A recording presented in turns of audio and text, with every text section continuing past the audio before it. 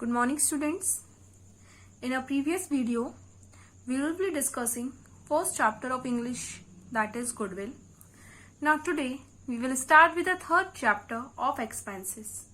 Our second chapter is remaining, that we will do afterwards. So today we are going to start with the third chapter of expenses. This chapter is written by Francis Bacon. The writer of this chapter is Francis Bacon. So, first I'll tell you something about the writer. Francis Bacon was born in New York, London. Bacon completed his education in Trinity College, Cambridge. He became the Member of Parliament in 1584. He writes several papers on public affairs. उन्होंने कुछ अपने poetries लिखी, pros लिखे and बहुत सारे ऐसे लिखे. उनका जो मेन इम्पॉर्टेंट चीज थी, जो main important things that he was writing is ऐसे. His prose style is compact and proverbial. His essays is full of worldly wisdom. Here one word is describing you, prose. You all know what is prose? I think you heard two words, prose and poetries. So prose are the chapters which you will study. Means जो आपकी book है, it consists of several parts. जैसे कुछ ऐसे होते हैं book में, जैसे कि ये ऐसे दिया हुआ है आपको. Poetries, you all know poems. And prose means जो आप stories वगैरह पढ़ते हैं अपने chapters में, that were all known as prose. So this chapter is written by Francis Bacon of Expenses. It is one of the essay. इस ऐसे में उन्होंने क्या बताया है कि how we should manage our financial matters. हमें किस तरीके से अपने फाइनेंशियल मैटर्स को मैनेज करना चाहिए, हमें किस तरीके से अपने पैसे को इन्वेस्ट करना चाहिए, हमें किस तरीके से अपने पैसे को खर्च करना चाहिए, या हमें अपनी इनकम का कितना पार्ट खर्च करना चाहिए कि हम जिससे कि अपनी लाइफ एक प्रॉपर तरीके से स्पेंड कर सकें, हमें फिजूल का कर्जा ना लेना पड़े और हमें एक अच्छे तरीके से हम अपनी सेविंग्स को भी कर सकें. तो फ्रांसिस बैकन ने ये एक एक्सपेंसेस से रिलेटेड, अपने जो फाइनेंशियल मैटर्स हैं उनसे रिलेटेड आपको लिए एक चैप्टर ये ऐसे लिखा हुआ है. Riches are for spending and spending for honour and good actions. इसमें उन्होंने क्या कहा है, रिचेस मतलब जो पैसे वाले होते हैं वो अपने पैसे को बहुत ज्यादा खर्च करते हैं. जिनके पास पैसा होता है तो वो खर्च करते हैं, इसमें कोई प्रॉब्लम नहीं है. लेकिन उसमें क्या कहा गया है कि जो खर्च किया जाना चाहिए, जिनके पास पैसा है अगर वो खर्च करते भी हैं तो खर्च किस चीज में किया जाना चाहिए, ऑनर में. मतलब कि ऐसी जगह खर्च किया जाना चाहिए कि जिससे कि हमारा ऑनर बढ़े, हमारे अच्छे कामों में हमें उस पैसे को खर्च करना चाहिए. Therefore, extraordinary expenses must be limited by worth of the occasion. Extraordinary expenses means जो एक्स्ट्रा खर्च हम करते हैं वो हमें इस तरीके से लिमिट करके रखना चाहिए. मतलब इस लिमिट में हमें अपना ज्यादा खर्च करना चाहिए. जो एक्स्ट्रा हम अपने जैसे कि मान लीजिए कुछ पैसा होता है जो हम डे टू डे लाइफ के अपने खर्च करते हैं, कि मतलब हमारी रोजमर्रा की जो जिंदगी है उसको चलाने के लिए हम जो पैसा खर्च करते हैं. उसके अलावा कभी कभी ऐसे खर्चे भी हो जाते हैं कि जो बहुत ज्यादा होते हैं, लार्ज अमाउंट में एकदम से बड़ा खर्चा आ जाता है. तो ऐसे खर्चे भी हमें लिमिट में रखने चाहिए और ये देखना चाहिए कि जो पैसा हम बहुत ज्यादा किसी चीज में खर्च कर रहे हैं वो सही भी कर रहे हैं या फिर नहीं कर रहे हैं. हमें उस पैसे का पूरे सही तरीके से खर्च उसको करना चाहिए और जब बहुत ज्यादा जरूरी हो तभी हमें उतना ज्यादा वो पैसा खर्च करना चाहिए. For voluntary undoing may be as well for man's country as for kingdom of heaven. Undoing मतलब पूरा पैसा जितना आपके पास है बहुत सारा पैसा खर्च कर देना. तो कभी कभी उन्होंने क्या कहा, अगर हम अपने इच्छा से, हम वॉलेंट्री मतलब हम अपनी इच्छा से, अपनी विल से, हम अगर अपनी इच्छा से, अपनी विलनेस से अगर हम अपना पूरा पैसा खर्च कर देते हैं तो हमें उस पैसे को कहाँ कहाँ खर्च करना चाहिए. या तो हम अपनी कंट्री के लिए खर्च करें, अपनी देशभक्ति के लिए खर्च करें, या फिर वो पैसा हम भगवान के कामों में खर्च करें तो उसमें कोई बुराई नहीं है. अगर हम पैसे को बहुत ज्यादा मात्रा में खर्च करते हैं, उन्होंने कहा, बैकन ने कहा है, तो वो पैसा हमें किन दो कामों में खर्च करना चाहिए, या तो हमें अपने देश के लिए खर्च करना चाहिए या भगवान के काम में हमें उस पैसे को खर्च करना चाहिए। इसके अलावा हमें पैसे को बहुत सोच समझकर खर्च करना चाहिए। But ordinary expenses ought to be limited by man's state and governed with such regard as it with its compass and not subject to deceit. Deceit means धोखा देना and abuse of servant and order to the best show that bills may be less than the estimated abroad. उन्होंने क्या कहा है, ordinary expenses. Ordinary expenses मतलब हमारे जो day to day खर्चे होते हैं, वो खर्चे जो हम रोज की जिंदगी को अपने चलाने के लिए या रोजमर्रा की जिंदगी में हम अपने जो खर्च करते हैं, वो पर्सन को सिर्फ उतना ही खर्च करना चाहिए जितना कि उसके पास पूरी प्रॉपर्टी हो। स्टेट का मतलब यहाँ पर क्या है, पूरी प्रॉपर्टी जो आपके पास है उसका मतलब क्या होगा, स्टेट। फिर चाहे वो आपका पैसा हो, चाहे आपकी घर हो, चाहे आपकी खेती हो या कोई भी चीज जो आपसे बिलोंग करती हो, चाहे वो मूवेबल प्रॉपर्टी हो चाहे इमूवेबल प्रॉपर्टी हो। तो कोई भी जो हमारे डे टू डे एक्सपेंसेस होते हैं वो हमें इस लिमिट तक खर्च करना चाहिए जितने की हमारे पास प्रॉपर्टी है। जितना हमारे पास प्रॉपर्टी है हम सिर्फ उतना ही खर्च करें। हम अपना जो पैसा है किसी को धोखा देने में, किसी बुरी चीज में खर्च ना करें। किसी हमारे यहाँ मान लीजिए सर्वेंट है, तो हम उन सर्वेंट को कुछ बुरा करने में, उनको कुछ उनके साथ एब्यूज करने में, उनके साथ उनका कुछ बुरा करने में खर्च ना करें। या हमारे जो बिल्स हैं वो भी हमारी एक लिमिट तक वो होने चाहिए। ऐसा नहीं होना चाहिए कि हमारी अर्निंग कम है और हम खर्चा ज्यादा करते हुए चले जा रहे हैं। जो हमारी एक्सपेंसेस होते हैं, जो हमारे खर्चे होते हैं, वो हमारी इनकम के अकॉर्डिंग ही होने चाहिए। Certainly, if a man will keep but of even hand, his ordinary expenses ought to be but to the half of his receipt. उन्होंने इसमें क्या कहा है कि अगर मान लीजिए कोई भी इवन हैंड मतलब एक जो हम सही तरीके से खर्च करने वाला इंसान बोले, जिसको हम आदर्श बोलेंगे, आइडल पर्सन, कि हमारा लिए जो आइडल पर्सन कौन होगा, जो किस तरीके से जो खर्च करेगा कि जो उसके डे टू डे एक्सपेंसेस हैं वो उसके रिसिप्ट से क्या होने चाहिए, आधे होने चाहिए। कि मान लीजिए अगर आप 10 रुपए कमाते हैं तो आपको अपनी डे टू डे एक्सपेंसेस में कितना खर्च करना चाहिए, 5 रुपए ही खर्च करने चाहिए।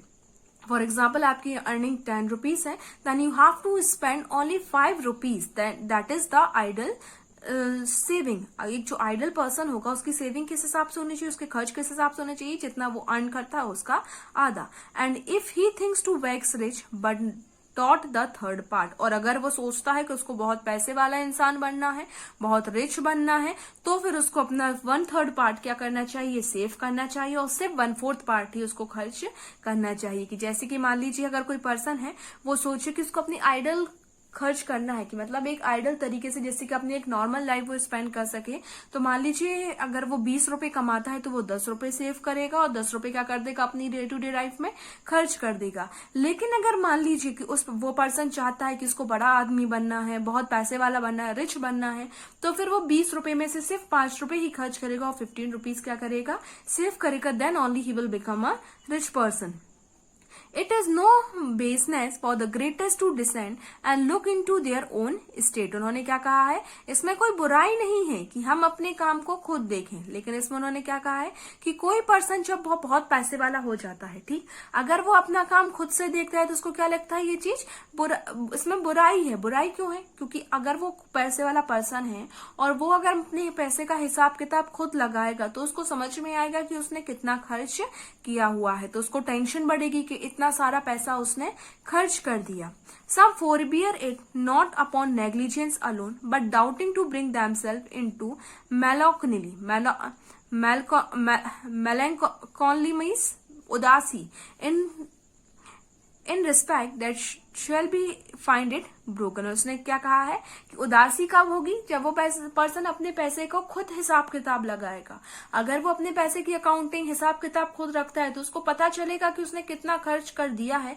इससे क्या हो जाएगी, उसकी लाइफ में क्या होगी, उदासी आएगी, उसको टेंशन बढ़ेगा, वो उदास रहेगा कि इतना सारा पैसा हमने खर्च कर दिया। बट बाउंड्स मीन्स घाव, कोई चीज आपको लग जाती है तो क्या हो जाता है, वहां घाव हो जाते हैं। Can not be cured means उस चीज को ठीक करना विदाउट सर्चिंग। उसने क्या कहा है, अगर आपको मान लीजिए कहीं कोई घाव लग जाता है तो हम पहले क्या करते हैं, उस घाव को साफ करते हैं, ये देखते हैं कि वो कहां पर किस तरीके से लगा हुआ है, कितना लगा हुआ है, और उसके बाद हम उस पर प्रिवेंटिव मेजर्स लेते हैं कि हम उसको ठीक कैसे कर सकते हैं। ये देखकर ही हमें पता चलता है कि कितना गहरा घाव लगा है और उसके अकॉर्डिंग हम उस पर दवाई लगाते हैं। तो इसमें उस राइटर ने क्या कहा है कि इसी तरीके से अगर जो पर्सन है, बहुत कोई रिच पर्सन है और वो अपनी अकाउंटिंग खुद करे, अपने पैसे का हिसाब किताब खुद रखे, तो उसको पता चलेगा कि उसने कितना पैसा कहाँ पर खर्च किया है, और तभी वो अपने पैसे को, तभी अपने खर्चों को कम कर सकता है और पैसों को सेव कर सकता है. He that cannot look into his own estate at all had need both choose well those whom he employed can change them often for new and more timorous and less subtle. तो उन्होंने क्या कहा है, अगर मान लीजिए फिर भी कोई पर्सन है जो अपने पैसे का हिसाब किताब खुद नहीं रखता है और किसी पर्सन को अपने यहाँ एम्प्लॉय करके रखा है, किसी पर्सन को लगा के रखे है कि वो उसके पैसे का हिसाब किताब रखे, तो उन्होंने क्या कहा, ऐसे पर्सन को उसको बार बार चेंज करते रहना चाहिए. क्यों चेंज करते रहना चाहिए, या उस पर्सन को बार बार देखते रहना चाहिए कि वो अपना काम सही तरीके से कर रहा है. लेकिन उन्होंने क्या कहा, सबसे बेटर तो क्या है कि हम उसको टाइम टू टाइम क्या करते रहें, चेंज करते रहें. क्यों, क्योंकि अकॉर्डिंग टू बेकन अगर कोई नया पर्सन आता है उस काम करने के लिए, तो जो नया पर्सन होता है वो नर्वस होता है, और जब आप उसके काम को इजिली निगरानी कर सकते, वो आपकी बातों को इजिली क्या करेगा, फॉलो करेगा. उसको ज्यादा एक्सपीरियंस नहीं होता है तो वो ज्यादा कॉन्फिडेंट तरीके से अपने काम को नहीं कर पाएगा और वो आपकी बात सुनेगा.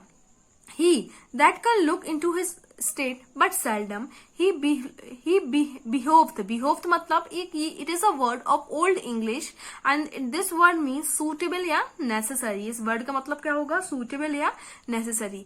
He that can look into his state but seldom means कभी कभी.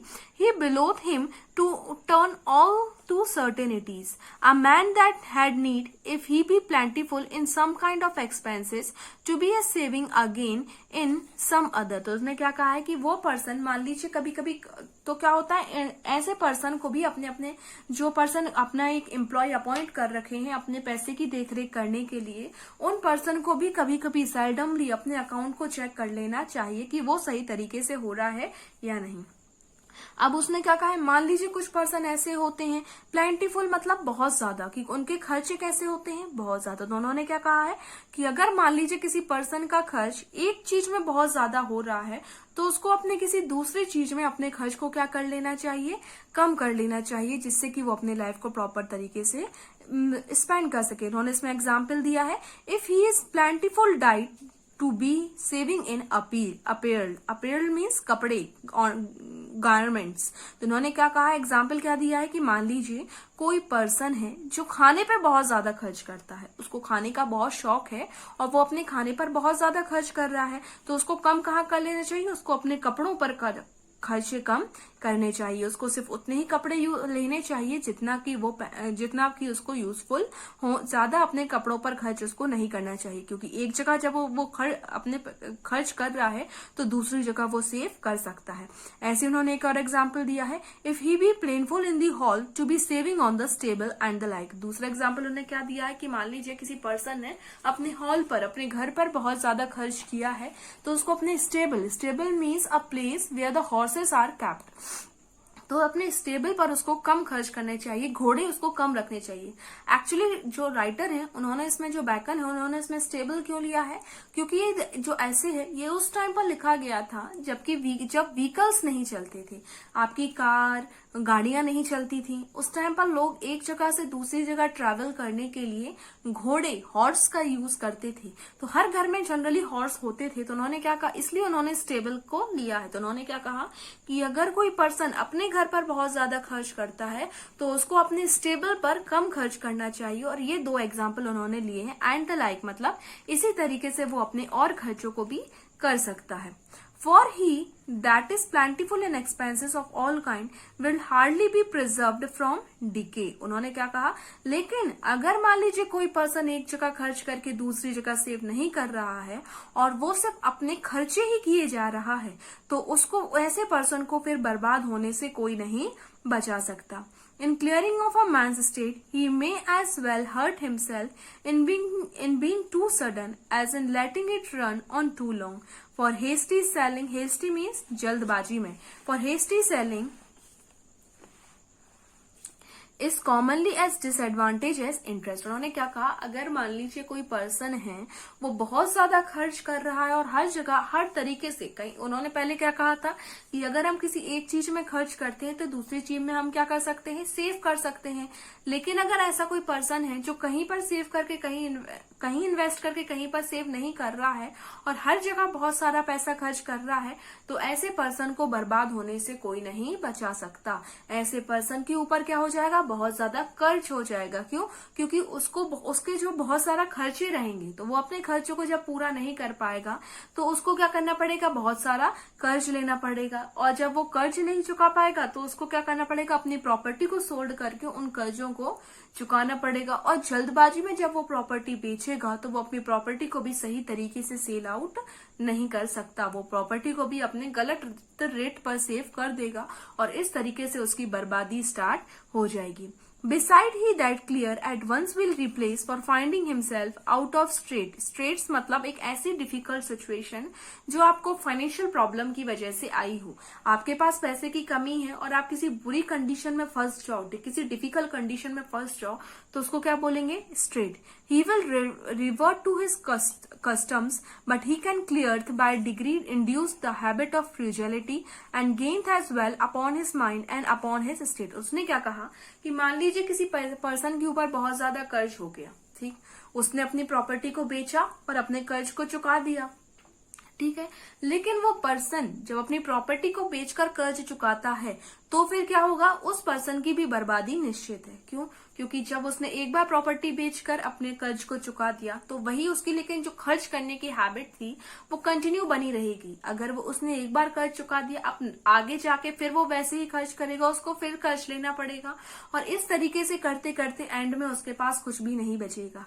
तो बैकन क्या कहते हैं, इससे अच्छा तरीका क्या है कि वो जो पर्सन वो कर्ज ना लेकर क्या करे, वो अपने जो किसी चीज को बेचकर अपना कर्ज ना चुकाए, बल्कि वो क्या करे, वो अपने कर्ज को अपने ही खर्चे में से कम करके जो पैसा बचाएगा उससे उस कर्ज को चुकाए। जिससे क्या होगा, वो जो पैसा बचाएगा अपने खर्चे को कम कर कर्ज चुकाने के लिए, वो धीरे धीरे क्या होगा, कर्ज भी चुक जाएगा और उसकी हैबिट बन जाएगी अपने खर्चे को कम करने की।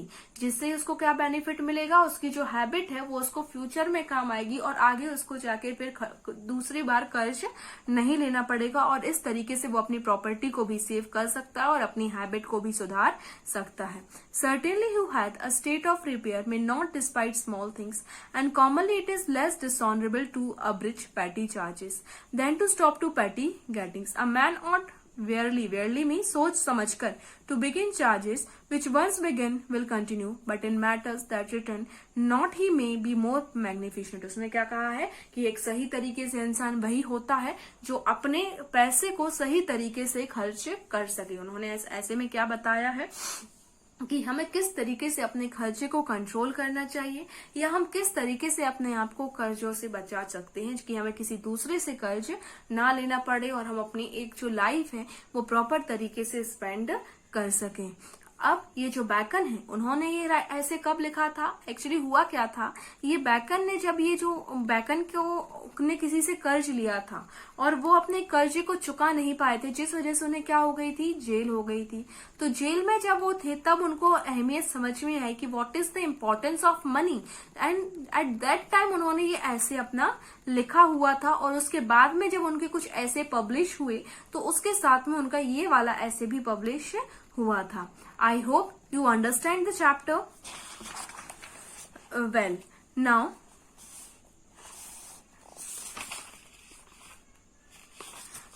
I'll give you the question answers. You will complete your question answers in your fair copy.